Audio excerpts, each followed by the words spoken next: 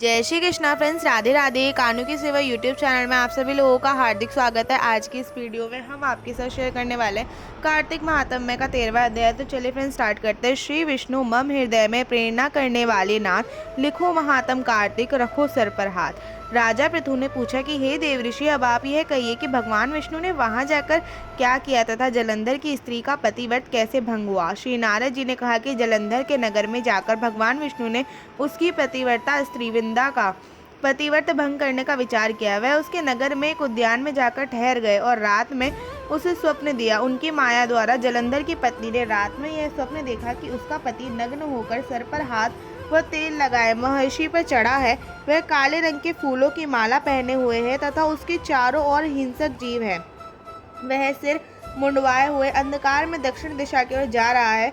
उसने अपने नगर को समुद्र में डूबा हुआ देखा और इस प्रकार के बहुत ही भयानक सपने देखे। तुरंत ही वह जाग उठी और स्वप्न के संबंध में विचार करने लगी। इतने में सूर्य को उदय होते देख सूर्य में उसे एक छिद्र दिखाई दिया तथा कांतिहीन था। इसे उसने अनिष्ट जाना और भयभीत होकर रोने लगी। वह छज्जे पर गई, अटारी पर चढ़ी, भूमि पर उतरी, मगर उसे कहीं पर भी शांति प्राप्त नहीं हुई। फिर वह अपनी दो सखियों के साथ लेकर उपवन में गई, परंतु वहां पर भी उसे शांति प्राप्त नहीं हुई। फिर वह जंगल में निकल पड़ी, वहां पे भी उसको चैन न आया।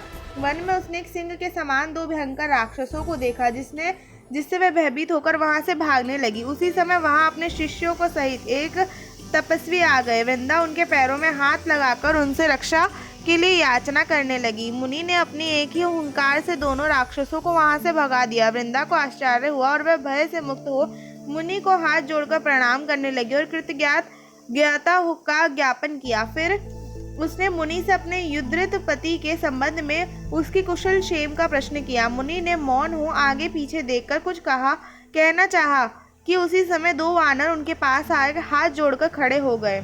ज्यों ही मुनि ने बोहों से संकेत किया तो वह उड़कर आकाश में चले गए।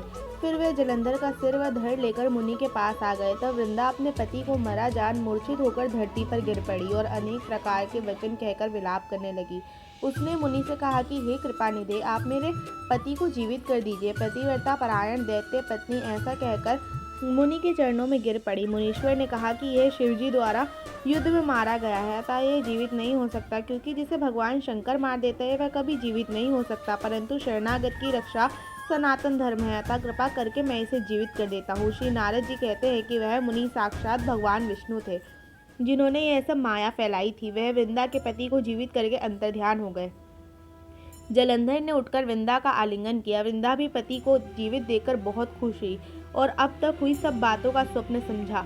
इसके पश्चात वृंदा सकाम हो बहुत दिन तक अपने पति के साथ विहार करती रही। एक दिन उसने संभोग काल के अंत में भगवान विष्णु को पहचान लिया। तब वह उन्हें प्रताड़ित करते हुए बोली कि हे पर स्त्री से गमन करने वाले विष्णु, तुम्हारे शील को धिक्कार है। मैंने जान लिया है कि वह मायावी तपस्वी तुम ही थे। ऐसा कहकर क्रुद्ध हो पतिव्रता ने अपने तेज को प्रकट करते हुए श्राप दिए कि जो तुमने अपनी माया से दो राक्षस मुझको दिखाए थे, वही दोनों राक्षस किसी समय तुम्हारी भी स्त्री का हरण करेंगे और उसके विरह में दुखी होकर तुम वानरों की सहायता से वन में भ्रमण करोगे और वह सर्वेश्वर जो इस समय तुम्हारा शिष्य बना हुआ है वह तुम्हारा साथी रहेगा। ऐसा कहकर पतिव्रता वृंदा भगवान विष्णु के लाख मना करने पर भी अग्नि में प्रवेश कर गई। ब्रह्मा आदि देवता आकाश से उसका प्रवेश देखते रहे। वृंदा के शरीर का तेज श्री पार्वती जी के शरीर में चला गया और आकाश में जय जयकार होने लगी। पतिव्रता धर्म के प्रभाव से वृंदा ने मुक्ति प्राप्त करी।